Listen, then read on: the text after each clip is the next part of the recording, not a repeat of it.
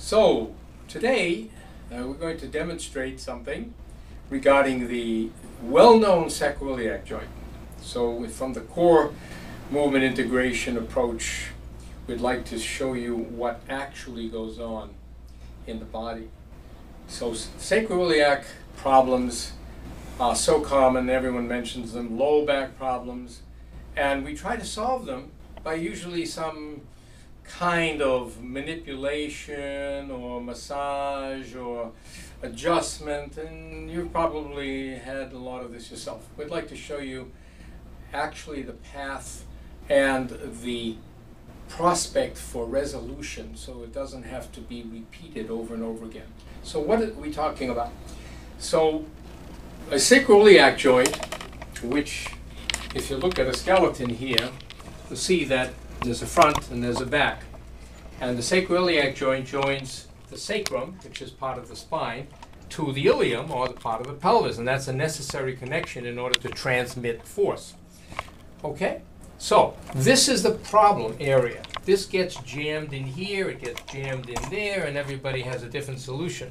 Some people adjust it like chiropractors and do all kinds of maneuvers to release it, and indeed you can get a temporary release by doing those things. You can massage it with deep tissue, you can work with various kinds of movement, and you will eventually maybe free up that area. Now, here's the problem. Okay? What we would like to do is create a situation in which, by restoring the right kind of movement in the body, okay, and we'll use this compromised skeleton to show you some things. What we'd like to do is show you how the vector of force, which means that force generated in the body actually affects and how it works through the joint. So we've mapped it out a little with this blue ribbon. And what you will see is that the blue ribbon represents the here the vector of force. Okay, the vector of force means direction of energy that he is now generating as he pushes off and starts a movement. And you can see, even with a dead skeleton, the coding is still in the bones, the joints that are still alive, so to speak. And you can see that every time this vector, starting from the trochanter, the head of the femur, this is a powerful lever. This is the most powerful lever. It's got big muscles attached. So if I rotate it this way, the vector of force is going to go over to that sacroiliac, and notice from the front. So that sacroiliac has to be a transmitter of this energy. It does not bear weight. It transmits the force through that joint, and if the joint goes well through here, it then opens up into the spine. And what you're going to get, if you look at the skeleton, is a nice movement. And there it is. I've started with one vector. This is a vector of force which was called a diagonal. It's used in walking. Right? And see how it'll lift the body up. And the net effect of that vector of force is that that body is being maintained upright, which is what we want. And all of the tissue, which you cannot see in here, is being spread like a spring. It's being activated. It's being literally activated, pumped up, primed, and what you're getting is an uplift. And now if the force goes through that sacroiliac properly, all the forces will work beautifully, and this will restore the better functioning and prevent lordosis and prevent compressions down here, stenosis, and various other complaints. Now, if you don't do that, what you're going to have is adjustment. What happens in the brain? Let me give you a bold and as best I can say, honest assessment of what happens if you don't restore the movement and you just keep adjusting. So you adjust it, you release it, you do this. This will work for a while, except that the treatment, not only will you become dependent on the treatment, the brain will go to sleep, and your body will be constantly stretched. You will eventually weaken the ligaments that are holding. Ligaments are designed to hold things together. There are ligaments here, ligaments there, and you will eventually stretch those ligaments out, which is not what you want to do. What you want to do is maintain tensile strength and get an uplift. Look at that go, all the way up to the spine. And that's only one of the vectors. All of them, whatever way I'm moving, if I'm moving straight up and down, these must also transmit it through this, through the front of the sacroilium. And there it is. Sacroiliac joint is right there. Look at that, transmitting it up. So the forces are now going this way, and they're going directly up. Or if I want to go lateral, they can also move laterally. And all the time, what we're seeing is that this part of the leg, this piece here is generating power. That power must be transmitted through joints that are not weight-bearing into weight-bearing joints so that the energy can go up into the spine all the way up. And guess what? If you do that, maintaining the integrity of the pelvic floor, there's no pelvic floor we can see here because the muscles, there it is. The pelvic floor would be here, straight up on the spine, and if you maintain that, you ought to be able to be free of back pain for the rest of your life. So this is just the map. Now, it's a crude map, and we're only using one or two bands here to show you. And we can take the band and keep making points of connection. But now we're going to show you how we would do this in a way using hands-on work, but educative hands-on. We're going to talk to the brain and see if we can get the brain to recognize this pattern so we can turn it into a learning experience that it will use the rest of its life. Much as with every creature on earth, that's how the brain functions. You do something, the brain learns the pattern, wraps it, the myelin sheath, and then the program continues and you're able to do it. If you have a problem, you've got to correct something along the line. If you can't correct it through the tissue, you correct it through the movement, and then you can improve it. So here we have a movement this way, we have a movement that way, we have a movement this way, we have a movement that way, we have a movement. That's about all you got to go with. You got 6 major highways of movement. Okay, so we'll work with that a bit now, and we'll show you on a hands-on and movement approach how we're going to free up that sacroiliac joint, restore the balance, bring this precision instrument back to its original coded nature. The instructions are in the brain. They're coded in, but you got to do the movements in order to activate it, right? Like you have a great computer, it's got all the programs in it, but you got to learn how to use the programs. You got to learn how to press the right buttons in the right sequence. If you don't get it, it doesn't respond right. So the body is a precision instrument. It works with gravitational forces. It works with directional forces so that you can send the energy and do what you want. So if I were doing some movements in the sacroiliac connection, here's the trochanter. If I want to go up, here I go right up through my sacroiliacs. Seen from the front, it would be here. Seen from the back, it would be here. And this is going to take me up, and I'm never going to have a problem. If I want to go this way, I can go just change the direction of energy and go this way. If I want to go this way, look, which is the beginning of the walking motion, I'm taking that same trochanter, going up through. You can see it, the vector inside. You can't, by the way, that's why gravity is interesting. You never see it. You can't see the direction of force, and yet it is absolute, and it is mathematically precise. Okay? So I have a very precise direction of force which you never see. All you see is the tissue, muscles, joints, and there it is. So I'm now using my sacroiliac in a way that makes it work and opens, and then closes nicely.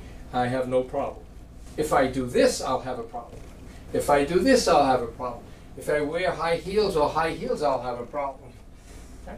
So this is where we're going into stage 2. Okay.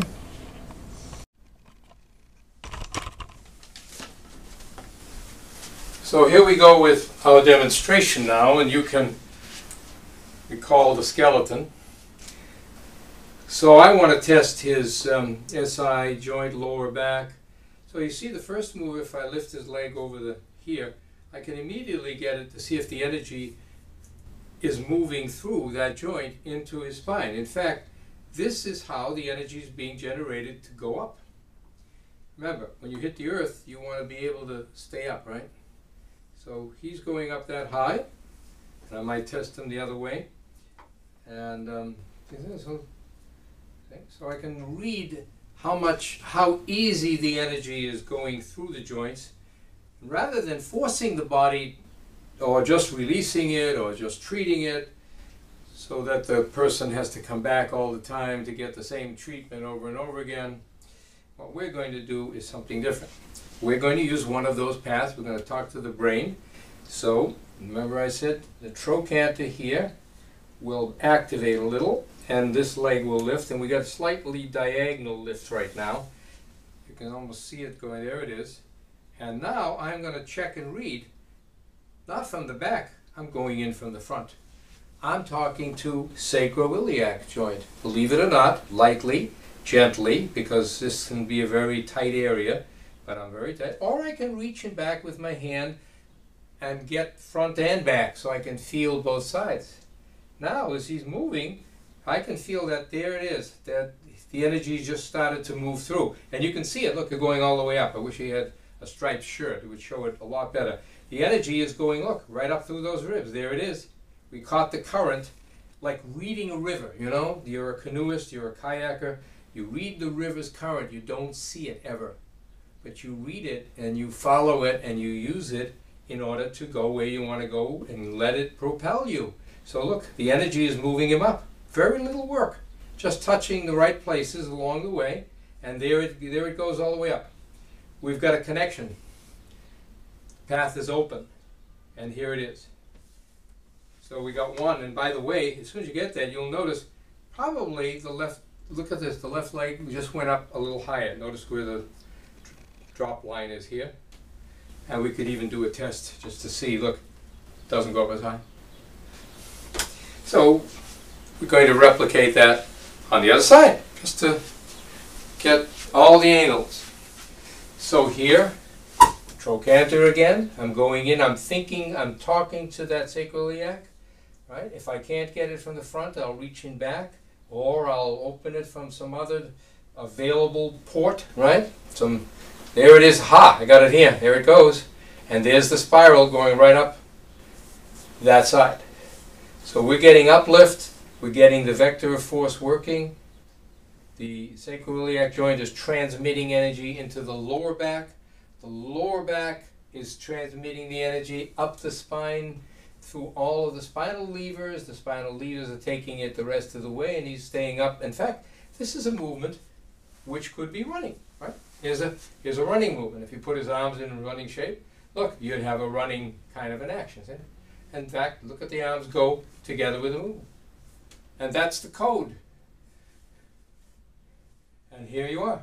So we're actually practicing, preparing, improving running gait, freeing the sacroiliac, getting the lumbars moving. Now that's a back. We got that view from the back side. So the next time we're going to do it, we're going to do it from another angle so you can see it differently. I mean, unless you wanted to do the other side and just...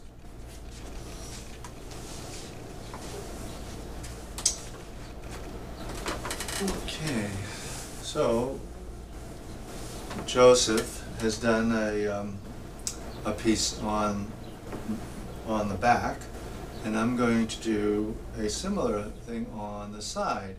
And as you can see from Joseph on the table, where we're going with this movement. So it looks like Joseph is walking or running relative to being on his side. So what are the features that we would be looking for? So clearly in walking or running, we'll call this walking, the leg has to go forward and back, the pelvis has to go forward and back, the ribs have to go forward and back, and the arm goes forward and back in a way that feels good. So if I was to organize this, okay, you can just hang out there for a second, Joseph. All right, so I'm looking at the top of the leg, and the top of the leg, which we call the trochanter. If you wanted to feel your own leg, it's the part that stands out just below the waistline. If this is the waistline, you've got the fleshy portion, and then you got a bony portion. So this is part of the thigh, and then there's a ball and socket in here that transmits the force from the leg to the outside of the pelvis, which translates it to what you can't see, the sacrum on the back, and then that translates it to the opposite part of the pelvis, the ilium. That's why it calls the sacroiliac joint. So it's a little hard to move the sacrum from the sacrum, whether I do it or Joseph does it. So I can just do a simple movement. I can just turn the leg, the trochanter, the pelvis. And when I do that, what you can't see is the sacrum is opening in the front. It's getting, the distance between the two is getting wider, and it's getting a little closer in the back. So it's closing in the back. And ideally what should happen is that both sides of the pelvis are moving. So as this, his left side, this is moving, the other side is moving. Okay? So what are some interesting features of this? When you do this move, if I put my hand on his, what is the waistline or the belt line, or anatomically it's the iliac crest, and this is the trochanter or the top of the leg, then you have some flesh here. And when he does this move, perhaps you can see as he does this move and this knee comes up, that this distance between my hands gets bigger in the back. And as it gets bigger, that's a sign that it is lengthening. So if a person says to me, I have difficulty lying on my side, if this was he was lying on this side, I know it's too tight. And it's probably irritating the bursa and so forth. Now if I track this up, the next landmark may be the ribs. So as the pelvis turns, my hands separate again. So you could easily see that the back, the lower back, lengthens at this point. And as it lengthens,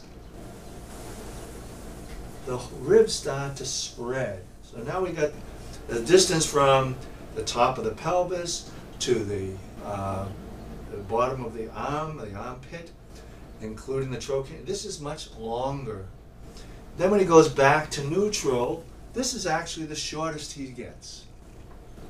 So the distance from what's called the axilla to the trochanter is now at the shortest it gets when he takes a step, and here it lengthens, and everything between my fingers lengthens. Okay? And of course when you go the other way, just roll forward, and you get a sense. After he rolls back, he rolls forward, and you get a sense that the front lengthens. Okay? Including the front of the leg. It lengthens in the front without jamming in the back. So the whole body is lengthened.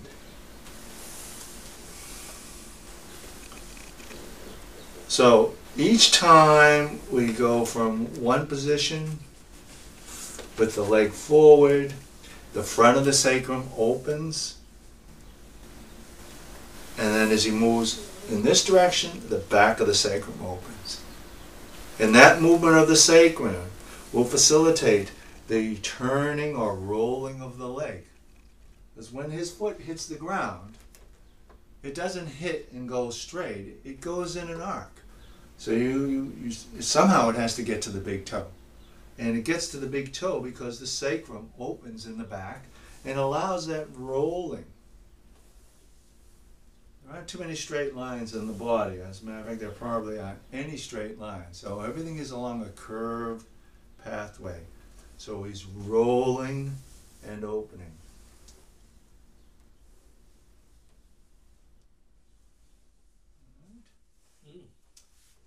So that's a look at the function of the sacrum relative to walking in a side lying position.